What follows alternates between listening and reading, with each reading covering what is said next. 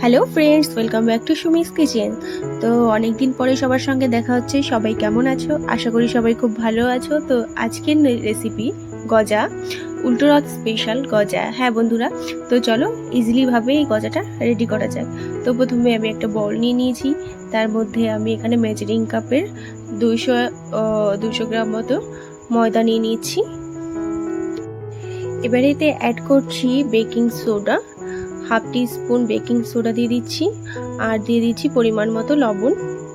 তারপরে দিয়ে দিচ্ছি ঘি। এটাকে একটু ঘির পরিমাণ একটু বেশিই দিতে হবে।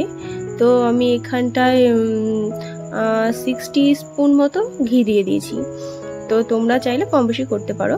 তো তারপরে এটাকে সুন্দরভাবে আমি মেখে নেব, মানে ময়াম দিয়ে নেব। তো আমি সুন্দরভাবে এটাকে ময়াম দিয়ে নিচ্ছি। আলতো হাতে সুন্দরভাবে ঠিক এভাবে ময়াম দিতে হবে। দেখো কত সুন্দরভাবে সফট হয়ে গেছে। ঠিক এভাবে যখন রেডি হয়ে যাবে না, তখন এভাবে একটু মুঠো করলে পারেই দেখবে হাতের মধ্যে চলে আসবে। তো তারপরে আমি অল্প অল্প জল দিয়ে ডোটা রেডি করব।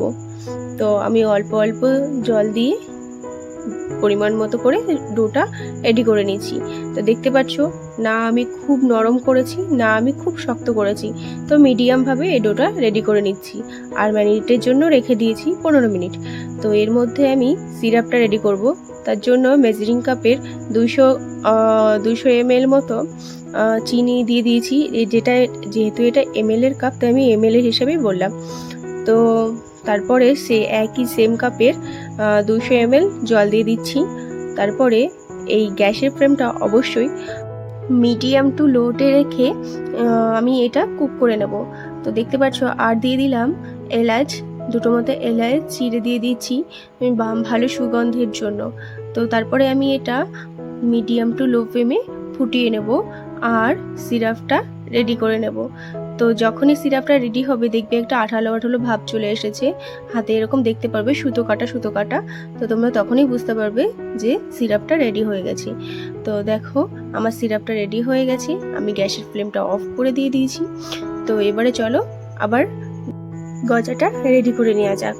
তো প্রথমে আমি যে ডোটা রেখেছিলাম, সেটা আমি এভাবে দেখো বেলে নিচ্ছি। তো বেলে নিয়ে এবারে আমি একটা ছুরির সাহায্যে কাট লাগিয়ে নেব। আমি যেমনটা কাট লাগাচ্ছি এভাবেই কাট লাগাবে, তাহলে গজার ভেতরটা সুন্দরভাবে ফুলবে আর সুন্দর থাকবে। তো এইভাবে আবার লেয়ার দিয়ে নিচ্ছি। দেখো ঠিক এভাবে দিয়ে নিয়ে এভাবে সাইডে আমি আটকে দিচ্ছি। তো আটকে দিয়ে আমি আবার এটাকে বেলবো। মোটামুটি 3 থেকে 4 বার মতো আমি এরকমভাবে বেলে কেটে লেয়ার দিয়ে নিয়েছি। তো তোমরা এরকমভাবে করো, এতে করে সুন্দর হবে গজাগুলো, সুন্দর হবে, ফুলবেও। আর যেরকম একটা বেশ ফোলা ফোলা ভাব আর দেখতেও সুন্দর লাগে, যেরকম দোকানে হয় ঠিক তেমনই।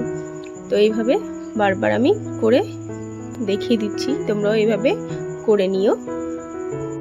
তো বন্ধুরা, যারা এখনও আমার চ্যানেলটিকে সাবস্ক্রাইব করোনি, অবশ্যই আমার চ্যানেলটিকে সাবস্ক্রাইব করে আমার পাশে থেকো।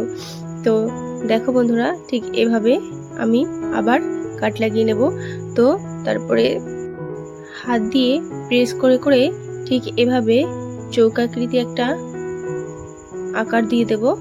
তো তারপরে ছুরির সাহায্যে এরকম কাট লাগিয়ে নেব।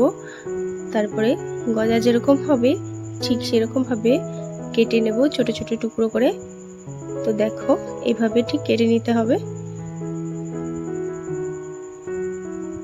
এগুলো যেরকম সাইজের কাটবে, এর থেকে যখন তেলে দেবে এর থেকে ফুলে যাবে। তো সেই হিসাবে কাট লাগাবে। বাকি অংশটুকু আমি এরকমভাবে রেখে দেব। তো সবগুলো আস্তে আস্তে আমি কাট লাগিয়ে নিচ্ছি। তারপরে কড়াইয়ের কাছে চলে এলাম। তো তারপরে কড়াইয়ের তেল দেখতে পাচ্ছ পুরো গরম হয়ে এসেছে। আমি এবার আস্তে আস্তে যে গজাগুলো কেটে রেখেছিলাম সেগুলো তেলের মধ্যে ছেড়ে দেব।